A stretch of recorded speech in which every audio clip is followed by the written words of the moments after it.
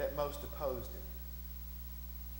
And sometimes religious groups can pose the greatest barriers to peace, especially if we begin thinking and acting as if we're exceptional, or that we're the most important, or that we are the most loved by God.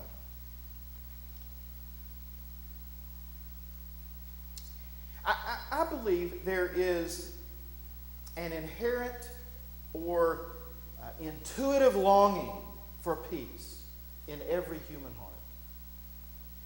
And this longing can be and is often stifled and quenched by all sorts of fears and insecurities and anxieties that may even cause us to react in hostile and violent ways. The great challenge, I believe, is to allow the Spirit of God to awaken this intuitive, inherent longing for peace so that it becomes a quest in our lives, individual lives, and in our communities. If the true self can somehow surface, if we can uncover the true self buried beneath layers of negativity and all the ways that we defend and protect the ego and all the crud that we've piled on, perhaps we can discover our true humanity. We can turn our attention toward nurturing this longing, this desire for truth and love and justice and peace, which is basic to who we are, basic to our humanity. The quest for peace, peace with God, peace within ourselves, peace with each other, largely involves stripping away all these negative patterns and attachments and addictions that tear down relationships, that tear down our relationship with God, tear down relationship even within ourselves and relationships with each other. And for many of us, these negative habits and patterns have come to define who we are. They have become such a part of our lives that it's hard to imagine who we would be without them. I mean, for example, have you ever been around someone who seems to be perpetually dissatisfied with life? Or someone who seems to be continuously angry?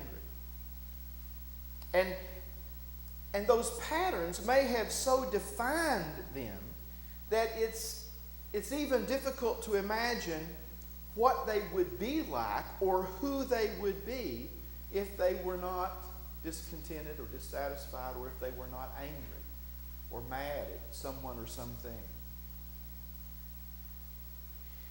I turned 55 last week and decided to broaden my music appreciation. Yeah, it was a big decision, I know.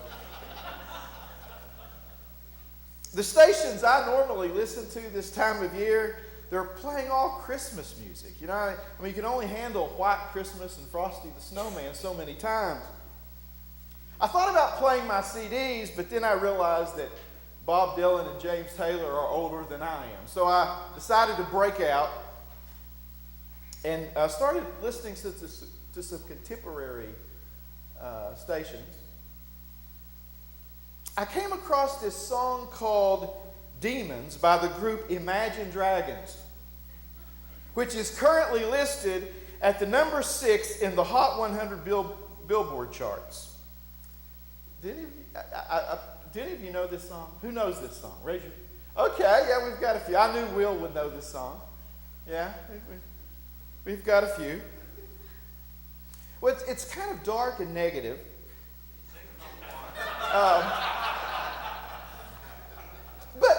But I think it does capture something that we all struggle with. Here's some of the lyrics. I want to hide the truth. I want to shelter you. But with the beast inside, there is nowhere we can hide. This is my kingdom come. This is my kingdom come. Another stanza. When you feel my heat look into my eyes, it's where my demons hide. It's where my demons hide. Don't get too close. It's dark inside. It's where my demons hide. It's where my demons hide. And then another verse. No matter what we breed, we still are made of greed. This is my kingdom come. This is my kingdom come. Of course, that phrase, this is my kingdom come, is sort of a twisted echo of what phrase? The phrase that we pray in the Lord's Prayer. Your kingdom come. But here it is my kingdom come. I think that's reflective of the human struggle. We all have our inner demons. And the demons that possess us keep us consumed within our own little worlds, our own little kingdom. So it's not God's kingdom, it's my kingdom. Let me ask you this morning, what demons do you struggle with? The need to win? The need to be right? The need for prominence or prestige, or the need to be applauded, the need to be honored?